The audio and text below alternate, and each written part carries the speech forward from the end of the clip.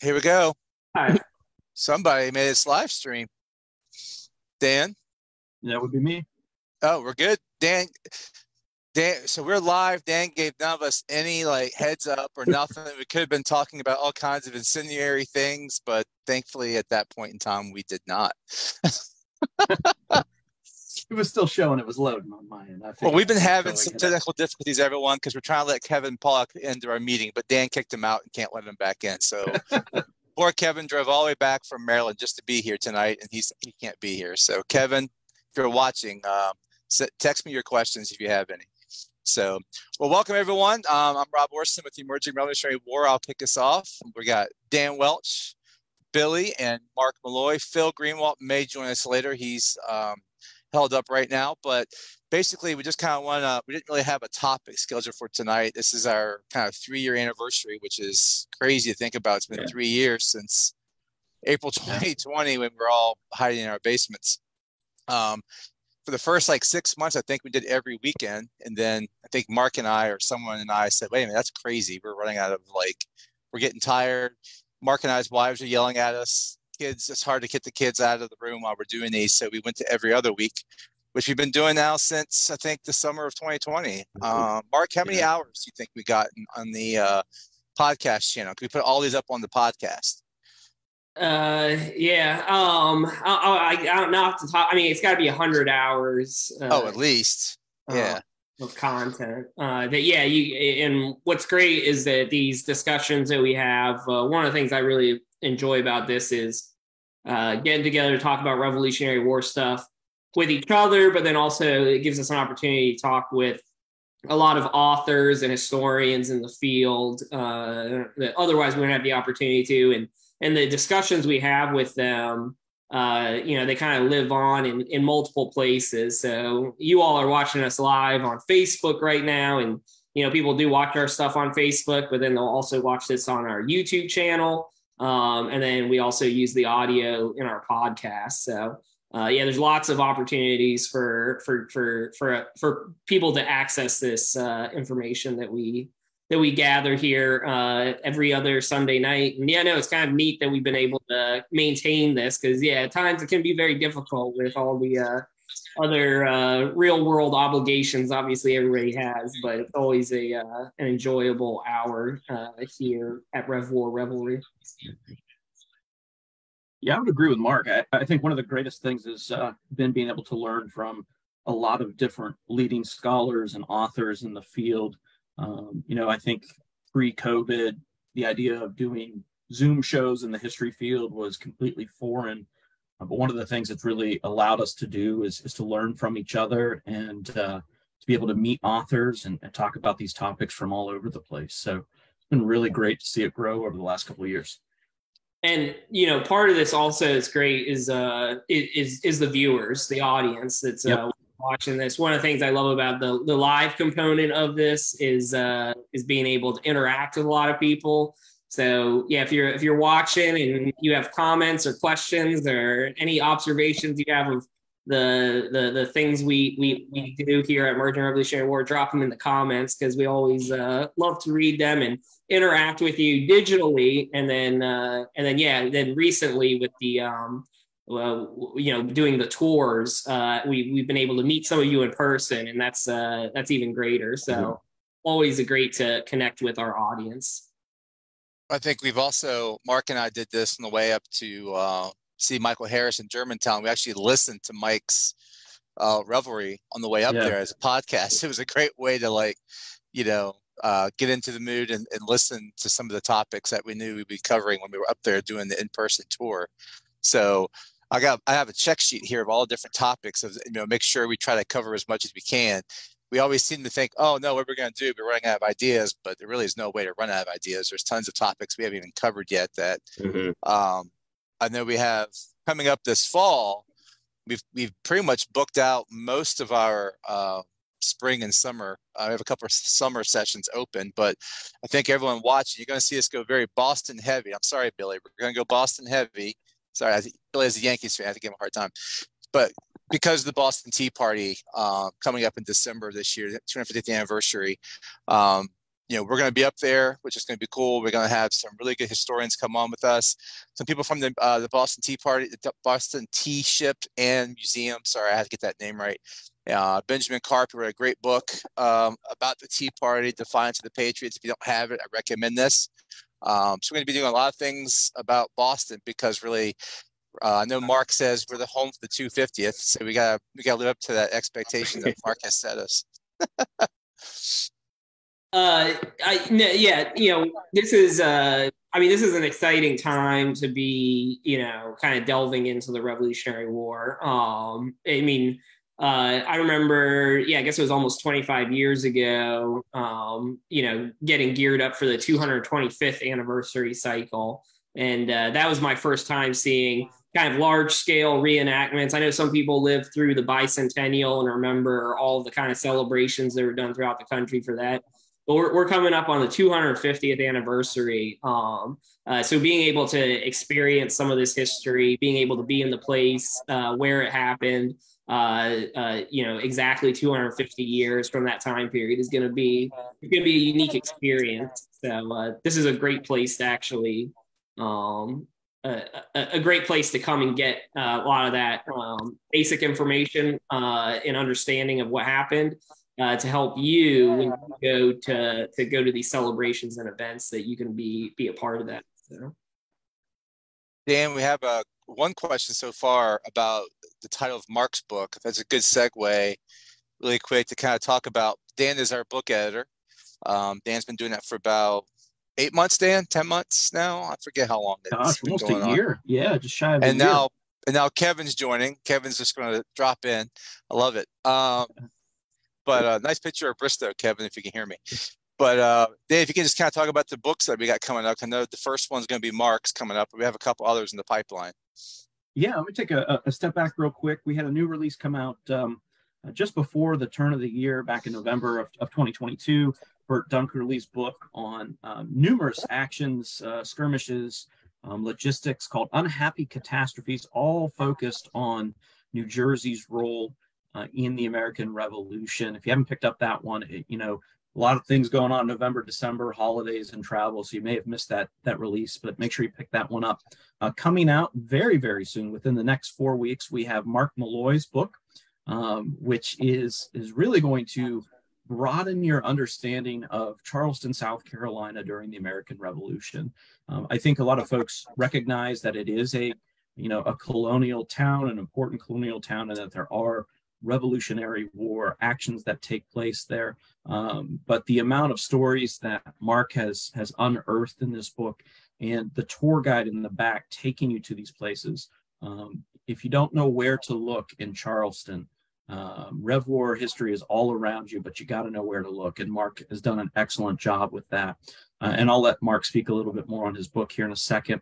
But currently going to formatting and layout is Rob Orison and Mark Wilcox's book on Camden, another Southern theater book, another South Carolina book that's going to be due out in the fall. One of the great things about being the editor for the series is kind of, getting to get a sneak peek at all these stories and sneak peek of all these locations. And one of the things about Camden coming out is there is not a lot written about Camden, let alone published, as far as secondary sources. So not only are you going to get a new, fresh interpretation and an exciting narrative about those events that will take place in Camden, but you're going to definitely want to check out the appendices and the driving tours as well. I can't recommend enough being able to follow, Gates's men to the battle, being able to follow through and find your way through historic Camden itself, and being able to connect with some of the places and buildings and grave sites of those that are attached to those actions. So a lot of great things happening in the ERW book series. And I'm going to let Mark come in here and talk for just a moment, and then Rob can join in, talk a little bit about their books and what they're looking forward to, and other information about it as it makes its way to the printers. Yeah, no, it's been a long time coming. I'm glad it's finally coming to fruition. To answer the viewer's question, the name of the book is To the Extremity: The Battles of Charleston, 1776 to 1782. I lived in Charleston, South Carolina for 3 years. It's a awesome city, beautiful city, tons of history. One of the most visited cities in the country. I can't tell you how many times while working on the book, people have said, I wish it was out right now. I'm headed down to Charleston, for vacation. Would love to know where all the Revolutionary War sites are. And I'm like, as soon as that book's out, I'll be able to give you that. And you can actually know exactly where to go.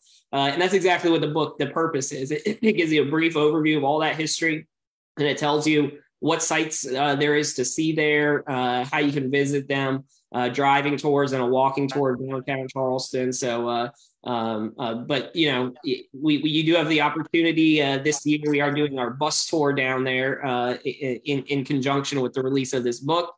Only a couple seats left, so you got to get on it now. And I'll just mention real quick too, the bus tours that has been really amazing to see all the people that come out to support that. We weren't sure, just geographically going down to South Carolina, if there'd be a big response for that. And we were kind of blown away by everybody interested in coming on that tour. So, we really enjoy it. And, whether it's through the book or through the tour or just listening in and getting some of the history through these podcasts and discussions, I think it's great to see all the good people interested in learning more about this place and time period of history. Well, Mark, real quick, Dan, hold on, Dan. I got to interrupt real quick because I have to give Mark some props. I hate giving Mark any props, but I'm going to do it. Mark was like, we got to go to Charleston. And I think we were at St. Patrick's Day, I think, last year, not this year, but last year at Chadwick's. And I was like, you're crazy. We're not going to Charleston. No one's going to follow us to Charleston. And Mark's like, no, it's great down there. We're going to do great. We're going to do great. Well, we actually filled that bus faster than any other tour we've done so far. So Mark, kudos to you. You were correct and I was wrong. The one time. Just don't tell Mark he makes good decisions on St. Patrick's Day, okay? He does not. That could be a whole nother ERW revelry, just watching Mark on St. Patrick's Day. Sorry, Dan, go ahead. Sorry, Dan. Hey, no, I was going to do the same thing, Rob. I was going to give Mark some kudos in the book to kind of give viewers tonight an idea of just how detailed Mark's book is. Mark left literally no stone unturned. One of the stops that he writes in the tour, which is fantastic. The narrative is great, really broadens your understanding of Charleston's role in the Rev War. But one of the stops, to give you an idea of just how detailed it is, Mark's going to take you to the modern day courthouse and to go into the lobby of the modern day courthouse to see a statue that was damaged by artillery fire during the siege of Charleston. So, if you haven't already, pre-order that thing. Make sure you keep checking our Facebook page, Savas Beatty's website, to get that as soon as it comes out. But it's one you're not going to want to miss. And you guys are on here in 2 weeks talking about just the book, I believe, right? Yeah, we are. Yeah, we'll do an April in-depth 16th. Yep, we'll do an in-depth dive that evening to really talk with Mark as an author, how the writing came to be, how the research went, and his time living in Charleston, and how the interpretation and history of Rev War interpretation in Charleston has changed since the bicentennial. So looking forward to it. Transitioning then, we've got Camden coming out in the fall. Rob, tell us a little bit about Camden. Tell us your title and where it's at in the process. And well, where it's at in the process, Dan, that's a question that lies with you. That is true. That is true. No, I think it's going well. I think we've had a lot of great help with it from the people in Camden, Charles Baxley, David Ruhr, Jim Pikush, a bunch of people have, John Moss and others have read over it. We're limited by word count. I think all of us in this call would love to do more on these books, but we are the gateway drug to these topics, as Chris Mikowski would say. And I think it's a good gateway. I think, there's not much written out. I think you're going to see a lot more come out about Camden and other books coming up.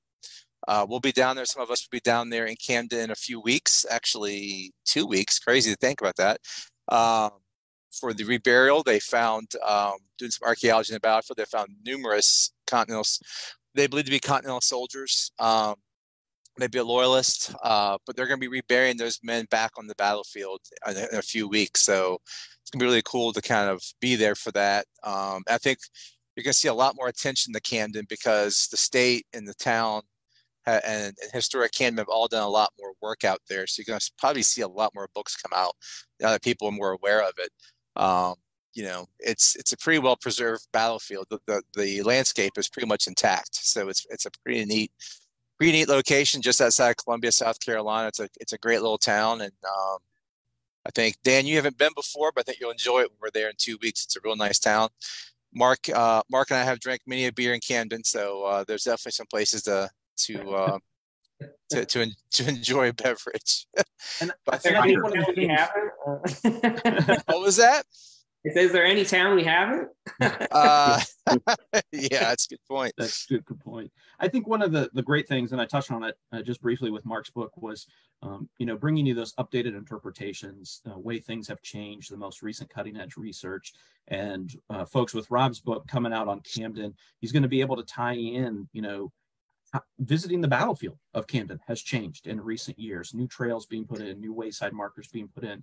There's going to be some talk in Rob's book about the discovery of these Continental soldiers. We're going to be down there, as Rob said, for the reburial of these men. So, if you're not able to get to Camden for the ceremony, you'll be able to pick up Rob's book in the fall upon its release and be able to see pictures of the ceremony and see, where these men have been reburied on the field. So we're bringing you, the freshest interpretation, the newest information regarding these topics from the Revolutionary War period.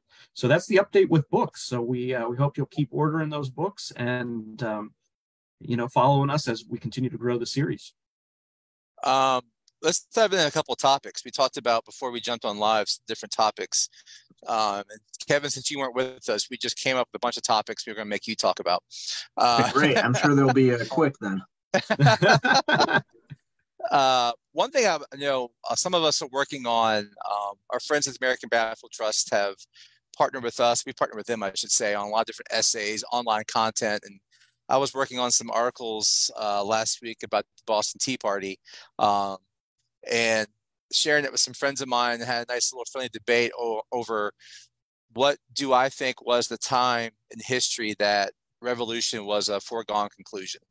And I always go back to Boston Tea Party. Like, I know we can debate that, like, there wasn't any fighting per se, but I think when you see what happens at the Boston Tea Party and the British reaction to it, to me, that's where things begin.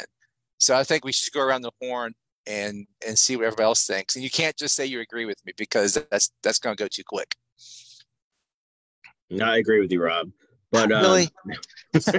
No, I mean, yeah, that's a very good point. There obviously are events before that people can argue that revolution was inevitable. And even with the Boston Tea Party, though, revolution, yes, but maybe just in Massachusetts.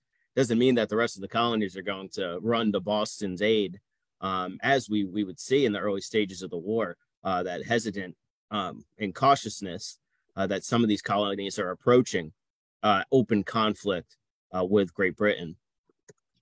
But yeah, I think when we talk about the revolution and the Boston Massacre prior to that, I think that also sets ablaze the kind of a spark that's going to ignite that tinderbox. But the Boston Tea Party definitely only less than 2 years before open hostilities begin. Yeah, I agree with you that probably is the final nail. And see, the thing, it's interesting too, you talk about hesitancy of the colonies. So Boston Tea Party happens in December 73, and then you don't see a lot. There are some other tea parties, though, by the way. There's Charleston Tea Party, which they don't really dump. They're too civilized down there, Mark. They just take the tea off the ship and put it in the exchange building. They don't actually dump it anywhere, not initially.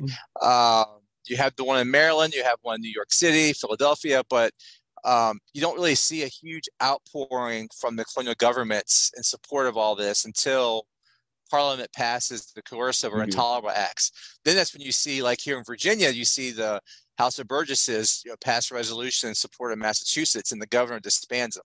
So that's when you start seeing, and then the First Continental Congress is created thereafter. So I think, the Boston Tea Party mixed with the coercive acts is kind of like that point of no return. At least what I think. I'm going to disagree with Rob, and I'm going to go. Of course you are, but I like that. I am. I'm going to go with the Boston Massacre. I think until there is blood drawn and casualties incurred in a significant way, you don't achieve the level of martyrdom that you need to rally more than just Massachusetts. Massacre. And Boston. Yeah. Massacre. For me, the Boston Massacre is the point of no turning back. The Tea Party is important in steering that road towards revolution. But I don't think it would have been a significant enough event without the Boston Massacre previous to that. Until you get casualties, until you get those that have been killed and wounded, obviously you have the trial that follows. But I think the death of Bostonians, native Massachusetts colonists, you don't see the rest of New England coming on board from just a Tea Party alone. And I'll go ahead and disagree with both of you. What are you going to say, surprise James? us either. Are you going to say Jamestown? Well, I mean, how far back are you going to go here? I mean, that's true. I mean, you can go way back if you want Bacon's to. Rebellion, Mark? You want to start with Bacon's Rebellion?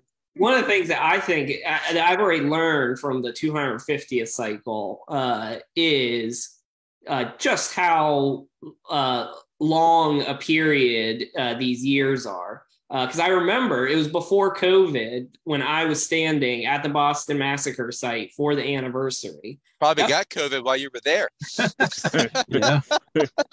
But that kind of gives you a sense of like just think about the time for the past 3 years. Like a lot has happened in those 3 years. And that's the same thing with the Boston Massacre. I mean, the Boston Massacre happened. That's a long time until you get to 1773 and then the Tea Party at the end of the year. So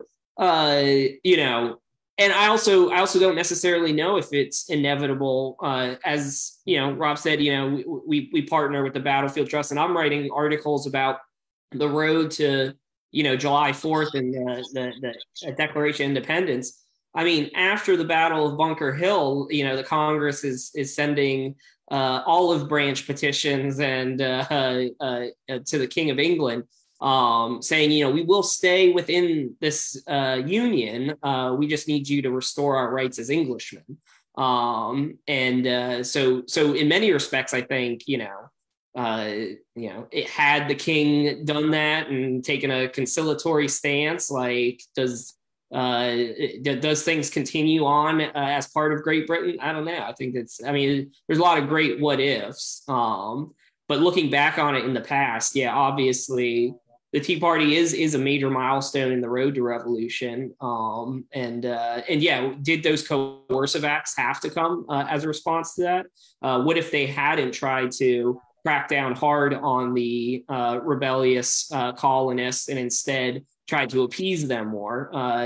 Would they still be wanting what they wanted, or would there be some sort of different outcome? I don't know. It's a good debate, but what I'm excited about is being up there for the 250th in December for the Boston Tea Party. So we're excited to have a contingent that will be covering that. We'll be throwing tea in the harbor. We have planned a special detail that you all are not going to want to miss on those lives. That's right. We're gonna throw Mark into the harbor. That's right. Yeah, that's right. Yeah. He's gonna be loaded down with tea. Yep. Of course, anyone that knows Mark knows he doesn't drink water or tea, so he has no lots of water. December 16th. He has no use for any of those things. Sorry, Kevin. So, Kevin, what's your thought? Oh, I was going to go sort of in line with Mark a little bit, but not entirely in agreement. I would say, I don't know. I have a hard time thinking that anything that happened 6 years before open warfare actually was the point of no return, or even 3 years before. As Mark said, there's a lot of time in between where things might have changed. People's hearts might have changed. So I would point to King George III's proclamation of rebellion on August 23rd, 1775. Which really changes some of the hearts and minds, or at least backs them into the corner, some of the moderates in the Continental Congress and things like that, now the push for independence really does start to get leverage, not just from the common people within the colonies, but also now some moderates within a position to actually declare independence, which is, in my mind, really part of the revolution that comes out of all of this, is that declaration of independence. And I think the proclamation of rebellion that King George III sends, even before or right as he's receiving the olive branch petition, is kind of, to me, where there's no turning back. Yeah, it's a good point. So at that moment, yeah, they really understand that now they're going to have to back up their words with blood. But I don't know, Kevin, at that point, they're already besieging Boston, right? I mean, I think that's... Well, yeah. No, that's why we debate, though, right? That's why we debate. Bunker Hill has happened, but there's more, a lot of dead redcoats. This sounds like a future revelry that we need to do. We have it right now, Dan. the road to the revolution, defining moments in the road to the revolution. Well, could be a good one. Yeah. We'll do a live revelry on the drive to Boston. That's going to be a long road. No, we don't need to be canceled. No. All we do is watch the Patriot Last of the Mohicans. Yeah, only when we take my wife's van, though. No one mentioned Alamance, Mark. Mark was down there in North Carolina at Alamance, and he was all into it, and he didn't even mention Alamance. Yeah. So. I mean, and that's also something, I think we as historians also, I mean, everybody's guilty of it, because we're looking back on the past, knowing the way things came out. And one of the things that is interesting is and Billy, you mentioned, how do we know just what, the fact that each of these we think of them all as America today, but each of these colonies viewed themselves as their own independent entity. And that in and of itself is kind of an interesting aspect of the revolution, that we think Virginia and Massachusetts as, they're American rebels, but they view themselves as Virginians and Massachusetts men who, were in their own throes of rebellion, but we're looking to just unite in common cause with these other colonies, which is really fascinating, because we just kind of don't view it that way for the 21st century. So yeah, it's interesting to think about all the 13 colonies. How many times in their history up to that point has there been some event that has really united them or has transcended and moved beyond the borders of each colonies? You have the French and Indian War, Stamp obviously. Act, the Stamp Act, yep. And then things, that do affect all the colonies as a whole. But also, you guys did all the fun ABT essays and just passed on the Great Awakening to me. Billy, you are a Renaissance. Had to learn and read and do stuff. Billy's our Renaissance man of the classics. But the Great Awakening too, this evangelical revivalism that actually spreads beyond the borders of each colony. And there are national celebrities, say like Jonathan Edwards or George Whitefield, who actually travel from colony to colony preaching, trying to create converts. And it is a moment in early American 18th century history where the colonists, they're kind of not taking a stab at the king, but defying him in a sense at that point by going on their own terms when it comes to their religion and realizing that they don't need the crown to interfere in the religious affairs. So that was something that I never really saw the Great Awakening as, because I hadn't really read about it since freshman year in college, but definitely a moment that did unite the colonies early on. Kevin, you won because our good friend Jim Morgan said Kevin's right. So yeah, all right. Jim, if you're in South Carolina on April 20th, I owe you a cigar for that. So. No. He owes me one in November. Oh, okay. We're going to see him before then. Speaking of, Rob, we got a comment here in the chat about, is ERW going to be doing anything in Camden? Any meet and greets, any events in Camden during the burial? We have some folks that are going to be heading down for the burial service. That's a great question, Dan. What are we doing? We'll be at we'll be in Camden on the evening of the 21st and all day the 1st. Actually, probably half day on the 21st and all day the 22nd. We're definitely going to go. We'll be around historic Camden, but definitely be at the ceremony on the battlefield on the 22nd. But just send us an email or Facebook message, and we'll be able to meet up. We don't have anything like official. I'm sure Dan and I will be doing some videos.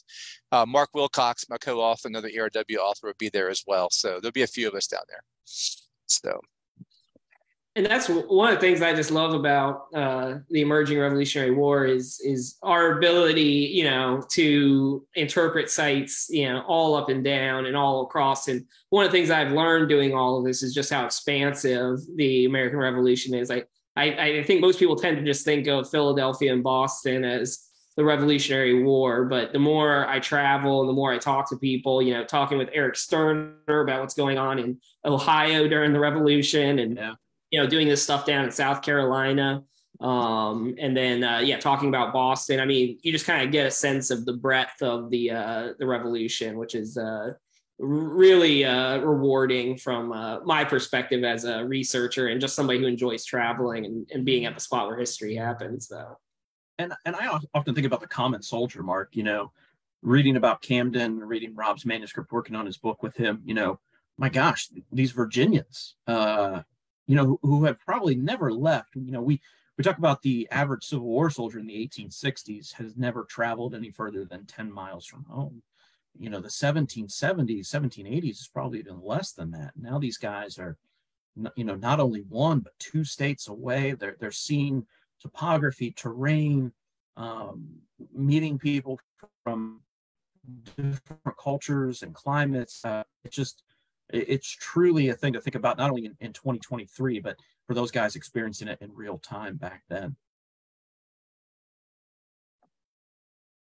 Yeah, I'm always, you know, that was one of the things, me and Rob did a talk with the North Carolina State Museum, which we can also talk about. Coming up this fall, yeah. Good segue. But one of the things we talked about was the North Carolinians and the Virginians who marched to the relief of Charleston in 1780. And, you know, it's usually a line in a book of they marched 800 miles from, you know, New Jersey to South Carolina. And, you know, like I said, it takes up one line in a history book. But for those, you know, people who had to walk 800 miles carrying their musket and their pack and everything out for months on end, I mean, that would have been, you know, one of the most defining moments in their lives, probably a horrendous time period of their lives as well. It must have been just awful. But it leaves me in awe of what these men were able to do at that time period. So that's where that reburial at Camden is going to be especially poignant, just because it's I mean, those are the remains of, you know, true heroes who gave their lives for the country. And the fact that, you know, we're now learning through archaeology about what it was like for them in the final moments of their life. And then, having the ability to properly bury them with honor on the field is, it's just an amazing story. So it definitely underscores the point that when we visit these battlefields on ERW bus tours, when you visit the battlefields on your own, that it's truly hallowed ground. You know, that not every one of these servicemen were found, identified, reburied, that when you walk on these battlefields, it truly is hallowed ground. And I think the reburial service will definitely emphasize that for another generation here at Camden. Yeah, I always emphasize, we're the beneficiaries of these people's sacrifice. And it's, it's humbling to think about, what they were willing to do, what they gave up so that we have the freedom and liberty to enjoy what we do in this country now. So, it's always a humbling experience for sure. So we definitely want to bring a topic in that has been, not to put Mark on the spot, but this has been a topic. Are we doing this already? Within ERW that has been debated over dozens upon dozens. Dan, one second before we dive into that topic, because that's going to be the last 30 minutes of this chat. Mark mentioned the North Carolina Museum. We put it on our Facebook page, but our next symposium, our fourth Rev War symposium, we're actually partnering, which is pretty exciting for us. We're partnering with the North Carolina Museum of History and Culture down there in Raleigh, North Carolina, and that's going to be October 20th and 21st. I know Kevin and Jim Morgan, that's Balls Bluff weekend, but that's the weekend we're gonna be in North Carolina. We're working on topics and speakers right now, and the reason why I mentioned this, Dan, real quick, is if you all watching have ideas for speakers or topics, email us, put it in the chat. We're working with the staff there. The staff's been amazing. working on different speakers and topics. Nothing's been set yet, but we hope to have it set in the near future. So the theme is Revolutionary Voices, very broad.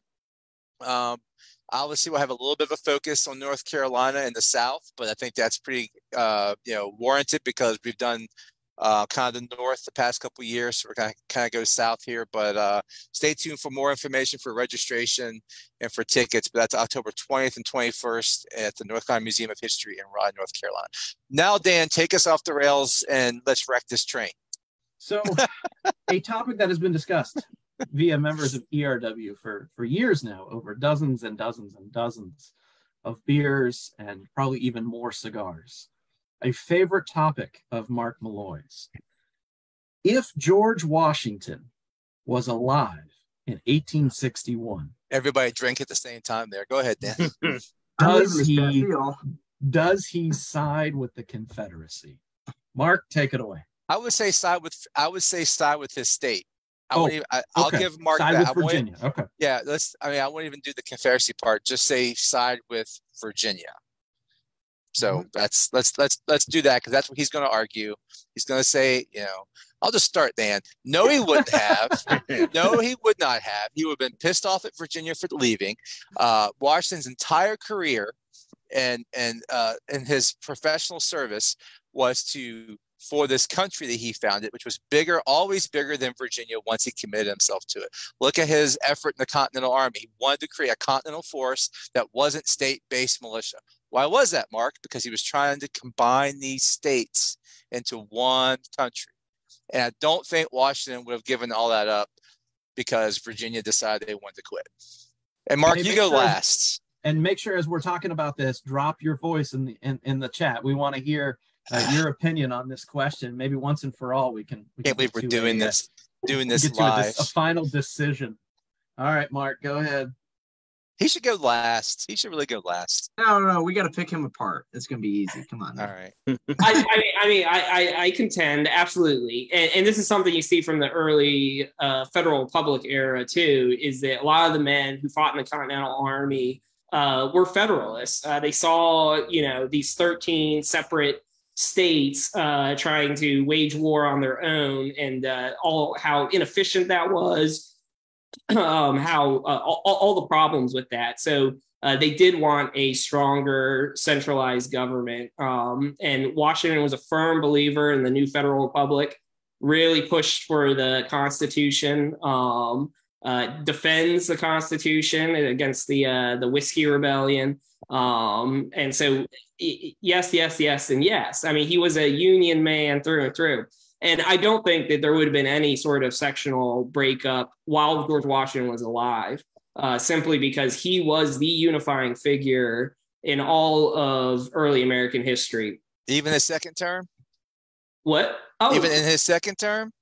He had detractors throughout his entire... It was pretty divided politically there in his second term. Let's be honest. It's pretty... It was, but Washington was... John Jay, go ahead. Yeah, but he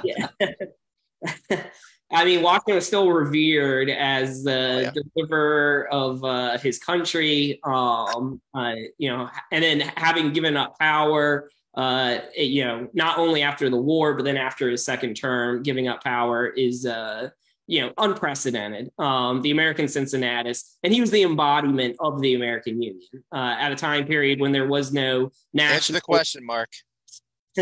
I'm laying down all of the groundwork here. We're gonna be here forever. But just go ahead. Where's the but? Also having studied the life and career of Robert E. Lee as well, and seeing also, as pro-union a man he was, he grew up in,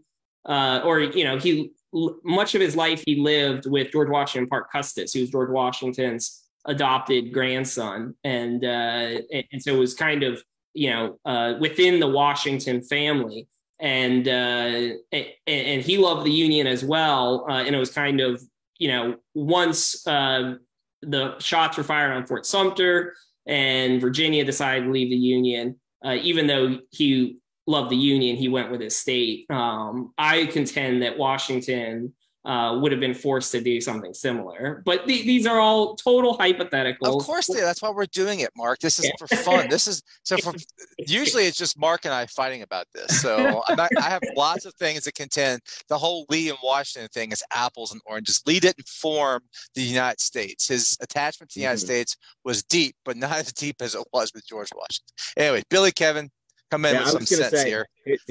Well, I mean, we have obviously Virginians like Winfield Scott and George Henry Thomas who stay loyal to the Union when their home state secede. Now, at the time, Virginia is on the eve of secession and say Washington has to make a decision. What role is he serving in? Is he career military, still wearing the uniform? Or is he a civilian retired from public life who expects now he has to take up the sword once more? Do you think that could, in part, weigh on his decision? Because we see a lot of those career military men like Scott or like Thomas actually stay, loyal to their oath and remain in the U.S. Army. So would Washington do that? Almost like a John Tyler situation.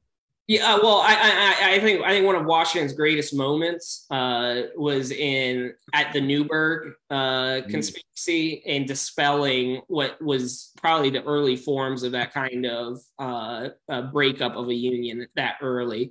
And again, it's his personal character and bearing that he uses to help dispel that, as well as his, because what does he say?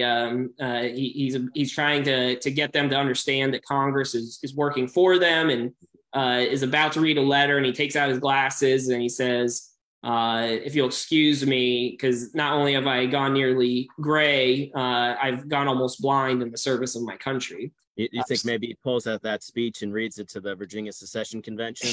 Mark is just helping my argument. Keep talking, Mark. This is great. Keep going, buddy.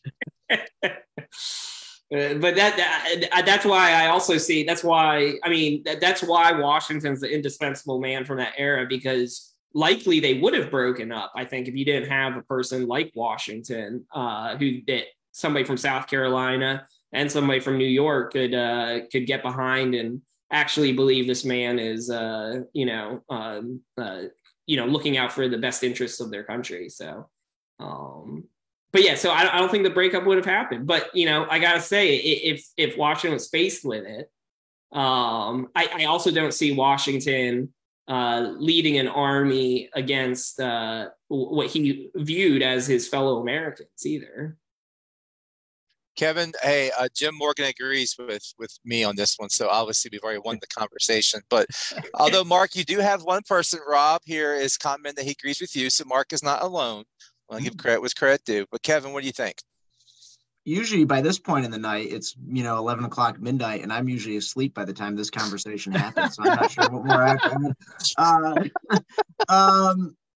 Gosh, I don't know. I've never really spent much time thinking about it, to be honest, besides listening to Rob and Mark go back and forth about it.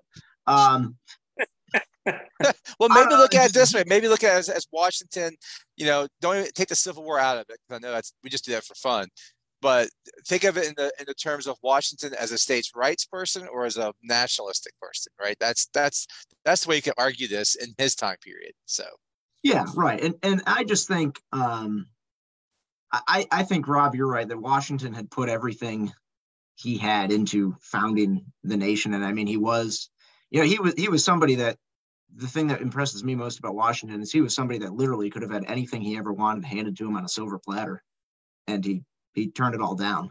That King George III quote. I just think Washington was too invested in the Union as a whole to have supported its breakup at any point in his life, whatever his status was. So sorry, Mark. Now, that's all right. Throws down a rabbit hole here. If Washington is alive in 1861, there's no way he could have founded this country, because he would have been like 130 years old. We know. Hey, George Washington could have lived that long if he wanted to. Okay, it's like Stonewall Jackson at Gettysburg. Oh God, that's a whole other I conversation. mean, he would not. There's no way he would have had the experience of founding this country, because he would have had to be, at least old enough to still be alive in 1861. Well, I think Washington.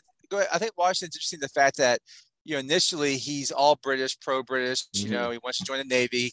Mom doesn't let him. And then, he wants to be commissioned. He's all in. He's all in with the crown. He's all in. The crown's bigger than Virginia at that point in time. It is. I know Dr. Henriquez would yell at me and probably give me a bad grade in grad school for this, but he's all in on the British, right? More than Virginia. Yep. The British deny him what he's looking for.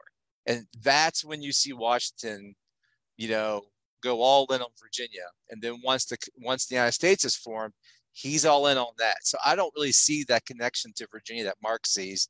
Obviously he loves Virginia, but I think, he was connected to Great Britain just as much as he was to Virginia until Great Britain denied him what he was looking for. So imagine if they had given him what he wanted, what would we be at then? That's a good what if.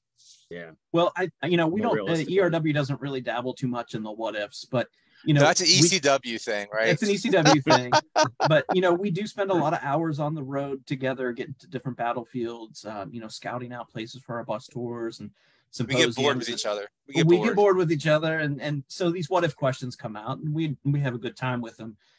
But as I mentioned, generally this conversation comes up, as Kevin mentioned, either late at night or while we're on the road. And speaking of being on the road, we are in the process now of looking at our bus tours beyond this year.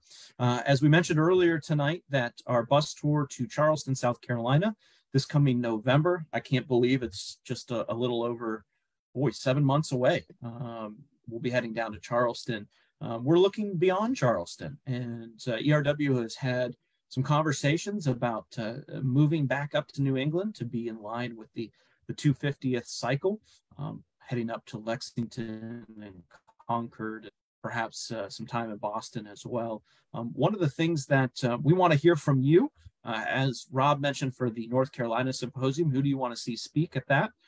Where do you want to go with ERW beyond 2023? Do you want to go back up to New England and see Lexington and Concord? Do you want to move or stay in the South and do another Southern campaign? We'd love to hear from you. Drop it in the chat, send us an email, reach out to us on Facebook Messenger or other social media sites. But for ERW members here tonight, what are your thoughts? Lexington and Concord for 2024, or do we stay in the Southern campaign? What are your votes? Sorry, I'm laughing at the side chat we have going on right now. Well, we've been talking about Lexington and Concord in 24 as a forerunner to the 250th in April of 2025. So that's what we're doing. But I think that's one thing that we've had internal conversations here about, is doing Lexington and Concord, because it's such an amazing place, such an amazing story. And I don't want to go up there in 2025 because it's going to be crazy up there. So I think that would be a good way. You need to get to Saratoga, Billy, at some point soon. I was just about to say. Well, we just got 2 votes for the Western Frontier, Ohio and Indiana. Yeah. Dan Welch, you are in charge of that, being our higher representative. Dan, who else did you get to vote for that one besides yourself? Eric Sterner, probably. I don't know. Yeah. Dan, Eric, will lead the tour. We could follow George Rogers Clark, do one of those, do that campaign. That'd be pretty interesting. That's a lot of the part of the revolution that I've never personally explored. I think it'd be, after talking to Eric Sterner the other week about his book on the battle at Upper Sandusky and the William Crawford campaign. I mean, I think that's a vastly under-researched and underlooked aspect of the revolution. I think that'd be a pretty cool place to check out. I would agree with you, Mark. I think it's often viewed as the backwater of the revolution, but our colleague and friend Eric Sterner makes a very compelling argument that the events in the frontier, the Western frontier, Ohio and Indiana, has a significant impact and plays a significant role in other events during the Revolutionary era. So, Kevin, where do you want to go, Kevin? Don't say Buffalo. Do Fort Niagara. No.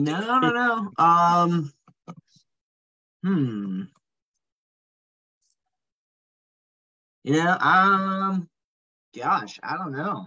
Got me stumped. Kevin, you were the last one to join. I said all this time to plan for this.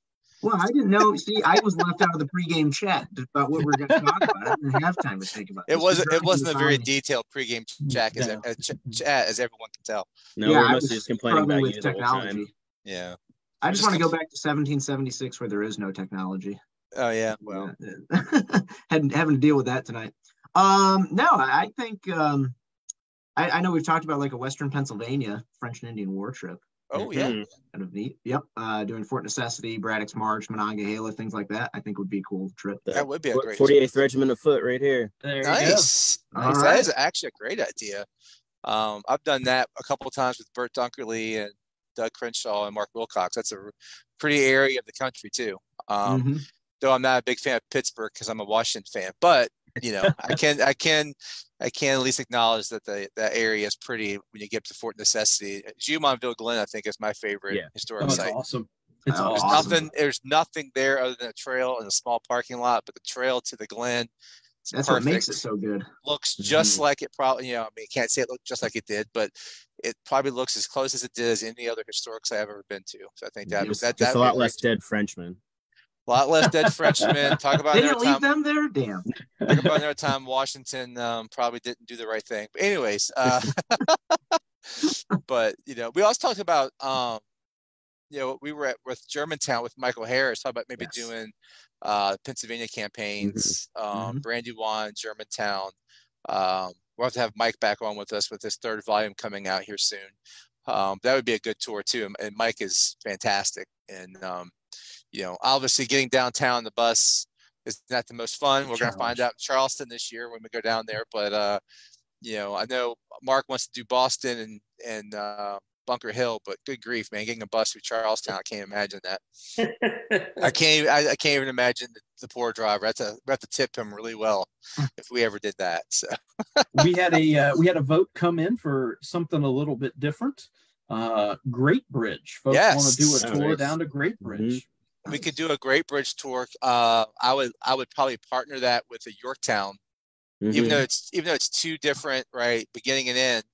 But you know, a day and a half, 2-day tour of Great Bridge would be hard to do, just because it's so small. But it's a great spot. We were there a few years ago, and met with the staff down there. That's a great site. And the ABT's been buying land around there. It's all developed around the small park. They're starting to buy up some of those lots have been developed and kind of take them back to original landscape, which is kind of cool. That's a good idea. Their new visitor center, like Rob said, we were down there not long after it reopened or first opened, because it happened during the pandemic and COVID. Great new visitor center, great displays, good museum. That would be another a good one. We've got some others coming in that are interesting. Canada. Which has been something that us folks here at ERW, we've been trying to get up to. COVID killed our plans for a field trip. That was our field trip a few years ago. As you all watch us probably know, we take a trip somewhere every year, and that was our trip. And damn it. No other way to put it besides that. I was going to say something else, but I think we were going to follow Arnold. I think Billy was just going to be in heaven for the entire trip. We need to get that back on the schedule. The problem with our trips is now that our bus tours come about, they kind of take up some of our, you know, downtime from our real jobs that we all have to work eventually. So that'd be a great, of course, getting across the border with the bus might be a little bit interesting, but we're going to do it as a group. We'll do it as a group and do videos so everyone can enjoy it as we do. ERW's Canadian Invasion. That's right. Follow Arnold up and come back with Montgomery. It'd be awesome. Speaking of interesting, another suggestion was a Culper spy ring tour around New York. That's you and Malloy there. You guys are thinking of a book about New York. There you go. I think New York City, you know, I mentioned before, people think Philadelphia, New York, or Philadelphia and Boston, but New York was, you know, site of, you know, one of the largest battles of the whole war. And one of the most significant, the battles of Long Island and on Manhattan and Fort Washington and Fort Lee. And there's plenty of, you know, while a lot of obviously Manhattan's now all built up, you know, there are so many historic markers and sites and you can still be in the spot where the history happened. And so, yeah, I'm hoping that will come to fruition at some point where we can get more of a spotlight on New York City and during the Revolutionary War. We got great 100%. ideas. Mohawk Valley, great. Go see Brian Mack over there at Fort Plain. Although we can't go to Fort Plain. Supposedly it's the best bookstore in the business, and this group would probably spend all the money we make. They want us to come. Yeah, I mean, that bookstore is amazing. Brian, if you watch this, Brian's a fantastic guy. That bookstore is amazing. I got my dream one. What's that? Turn the glass around and you can see Fort William Henry. Oh yeah, doing a French and Indian War trip to Lake George, covering the Battle of Lake George, Siege of Fort William Henry, Rogers Rangers, Battle of Carillon. Yeah, go to Fort Ty. Yeah, that'd be cool. And Jim Morgan has Cowpens too, which I think we kind of all knew. But eventually, we're going to make it to Cowpens. Have to do it. Yep. That was on the discussion for this year, Charleston or Cowpens, Kings Mountain. I think, Mark, if I remember correctly, but we chose Charleston because Mark's book's coming out. So, well, Billy's got some support of Arnold. Folks want to do a Arnold Virginia campaign tour. Ooh, you could do that too with Great Bridge. Great Bridge. Mm-hmm. Yeah, I mean, or partner that with Yorktown too. So, and we got to do Yorktown as well. Yeah. Yeah. Well, we have a book about that coming out too by the Groupers, Kate and Drew Grouper. So maybe we can do a tour in conjunction with their book release. Yeah. So, told you, Dan, we could fill an hour, no problem. Not a problem at all. I wasn't concerned. Good stuff on the horizon here. So, I think once again, it's as all of us said in the beginning this evening, that we can't believe it's been 3 years since we started these revelries. I think back to Rob's question to Mark at the beginning of tonight of, how many hours of footage, how many hours of podcasts that we've turned these revelries into. And I think about those numbers of hours as they equate to scholarship, talking about all different aspects of the Revolutionary War, authors and historians and site managers and park managers, folks talking about material culture, folks talking about new books, and the whole gamut of everything that we've covered in 3 hours. And we would not keep coming back here every 2 weeks if it wasn't for all of you joining us and sharing in the discussions about this pivotal moment in American history, and all of these stories that we need to ensure are not only remembered but passed down to future generations. As I do a once around of the folks here this evening from ERW, if you have any final questions for us, go ahead and drop them in the chat. And before I do the once around for final thoughts this evening, a couple things I want to alert you to is, we would love to have you on the Emerging Revolutionary War blog. If there's a topic you're interested in, something you want to write about, maybe stuff that you've already researched and you want to write about. I think of our fall bus tour this past year. We had some friends on our fall bus tour who were excited that we took them to the spot that their ancestor fought in at Monmouth. What a great moment, and the opportunity for them to write about their ancestors. So ancestors in the Rev War, battles, leaders, anything that you're interested in and you'd like to write, or things you've already researched and written, we'd love to feature you on the Emerging Revolutionary War blog. Please feel free to reach out to us via the blog itself, any of our social media channels. In addition to that, we want to again highlight the symposium this coming November in North Carolina. October. October. That's right. Bus tour November, symposium in October. Busy fall. Yeah, that's very busy fall for ERW. That's a lot for us to manage. But yes, as Rob mentioned earlier, send us a line, drop us some information in the chat. Who would you like to see? I put in my requests. As you can see in my background, I'm a huge bibliophile. I love books. Books are my friends, and I like to get my friends autographed by those who have written them. So I've already put in my request for who I'd like to see at the symposium in October. Let us know who you would like to see. The bus tour in November, we are down to two seats left. 2 seats left. And it was full, Dan, but we kicked off Kevin and Phil. So Kevin and Phil will be riding with me. We'll be stopping at multiple breweries. So Kevin, you'll be happy. Don't worry. But we figured we filled the bus. There's no need to have us on that bus. So Kevin and Phil are going to be in the car with me. Billy and Dan's job is to keep Mark's anxiety down as much as possible throughout the day.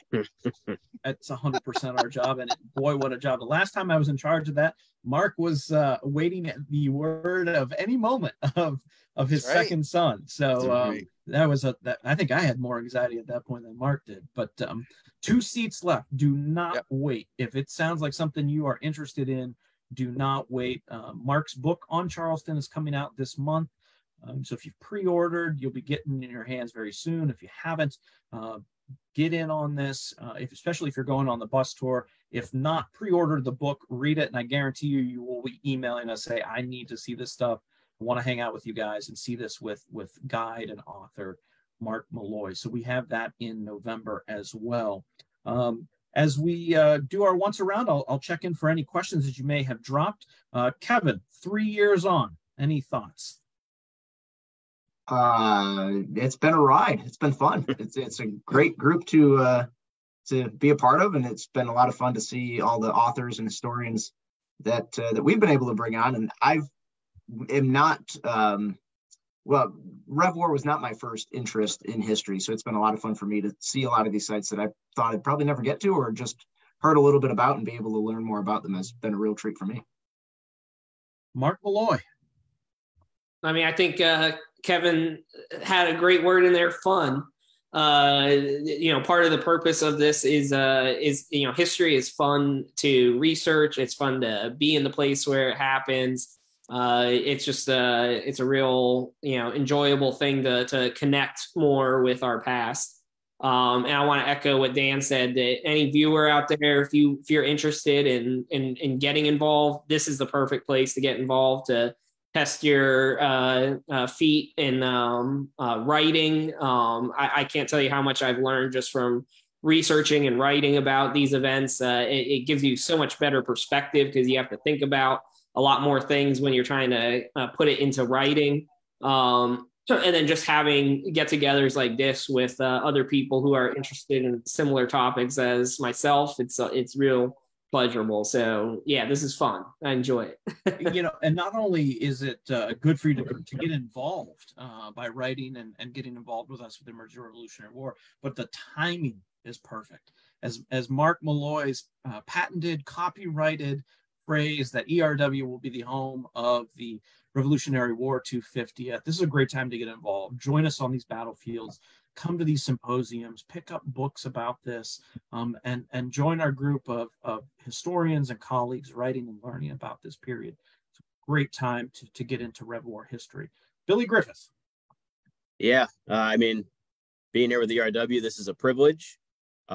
Being able to come on, every other week or whatever to just talk about history, meet these historians that, in the past, of people that I've looked up to and have tried to mold myself around when it comes towards scholarship, getting to lead these bus tours for these great individuals who literally take time out of their years to come out and be with us and spend time with us, for people to take time out of their Sunday night, to be on these Zooms and listen to us. And thank God Mark has converted these audio files for those who don't want to see our faces.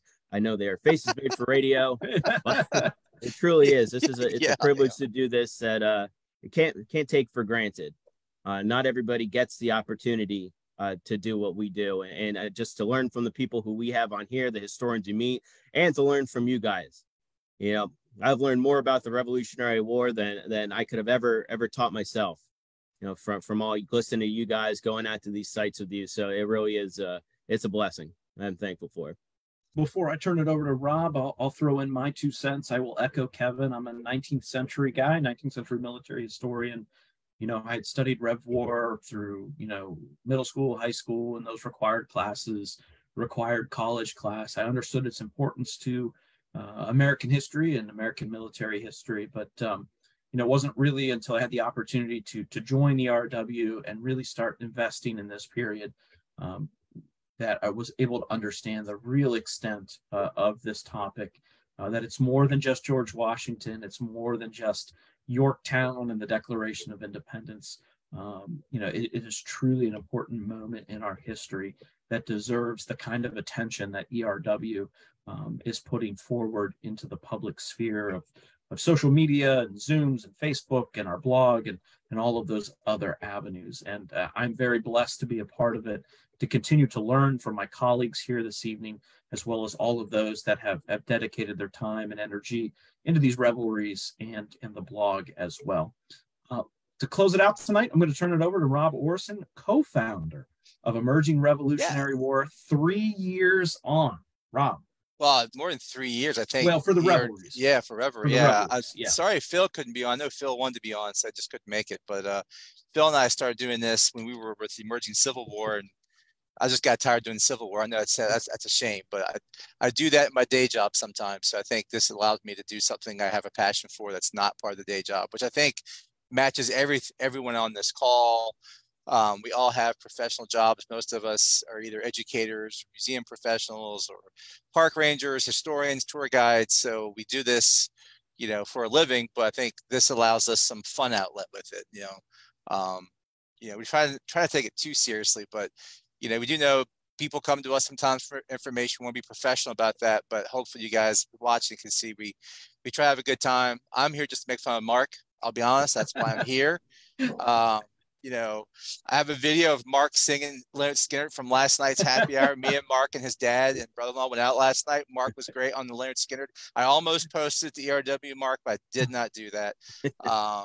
We just have a good time. And I think we started these back in 2020 just amongst ourselves.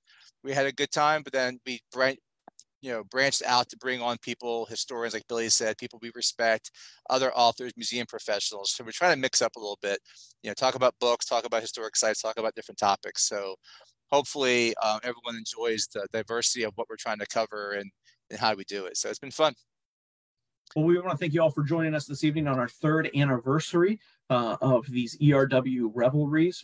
I can't believe it's been 3 years since the world shut down, and we've reopened and moved back forward. And moving forward, looking towards November and our bus tour and this month's release of To the Last Extremity, the next ERW book by Mark Malloy on the Siege of Charleston. Join us 2 weeks from tonight, April 16th. Myself and Mark Malloy are going to get into all the nuts and bolts of his upcoming book, To the Last Extremity, the Siege of Charleston. We look forward to seeing you that evening. If you're coming on the bus tour, you do not want to miss 2 weeks from tonight. If you're still undecided about those last 2 seats available, you're going to want to tune in and hear about all there is to know and see in Charleston, South Carolina, and its Revolutionary War history. For Emerging Revolutionary War, I'm Dan Welch. We've got Billy Griffith, Rob Orson, Mark Malloy, and Kevin Pollock. Thanks for joining us this evening. We'll see you in 2 weeks. Take care. Thank you.